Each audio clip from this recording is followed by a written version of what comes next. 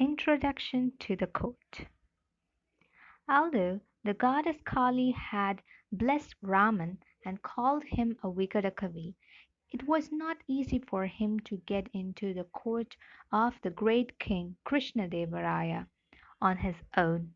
He needed a sponsor.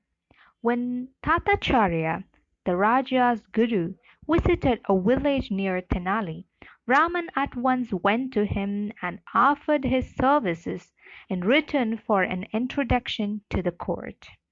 Tatacharya promised to do what he could for Raman, but when he returned to Vijayanagar, he forgot all about the village youth who had helped him. Raman, however, had not forgotten Tatacharya's promise, and he travelled to Vijayanagar with his family, determined to find a place for himself in the king's court. He reached Tatacharya's house, but when he presented himself to the gods, Tatacharya told them that he knew no Raman. Raman was at a loss, but he did not give up. He went directly to the court of Krishna Deva Raya, pretending to be a learned scholar. A great discussion was going on between all the learned men of the land, and Raman edged his way into this group. One scholar said that some things appear to be unreal, but because they can be imagined, they become real in the mind. Raman agreed and declared, "Now let us all go into the feast, while those who speak so knowledgeably imagine what is to be what is being eaten and fill their stomachs in that way."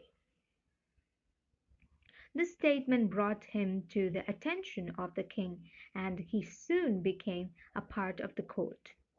There are many stories about the manner in which Raman gained entrance into Krishnadevaraya's court.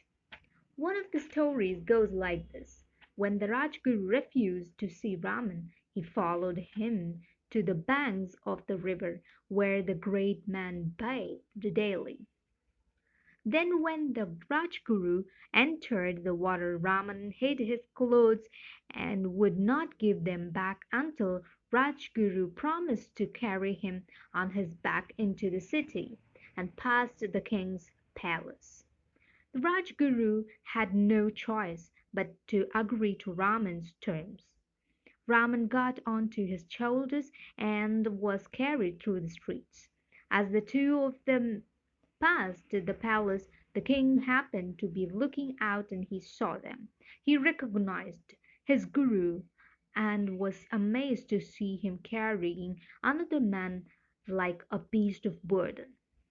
He shouted for his gods, "My Rajguru is outside, carrying another man on his shoulders.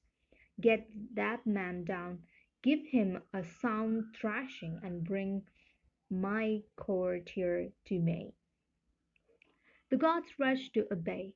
In the meanwhile, Raman, well aware of what the Raja would do once he had seen the pair of them, got down from the Rajguru's shoulders and apologized to him for troubling him.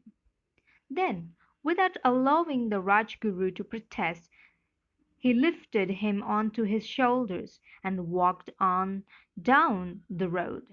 The gods caught up with them just then, and true to the king's instruction, they pulled the Rajguru down from Raman's shoulder, thrashed him soundly, and then took Raman into the king's presence.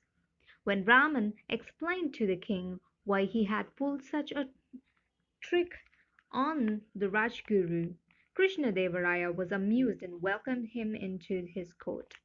According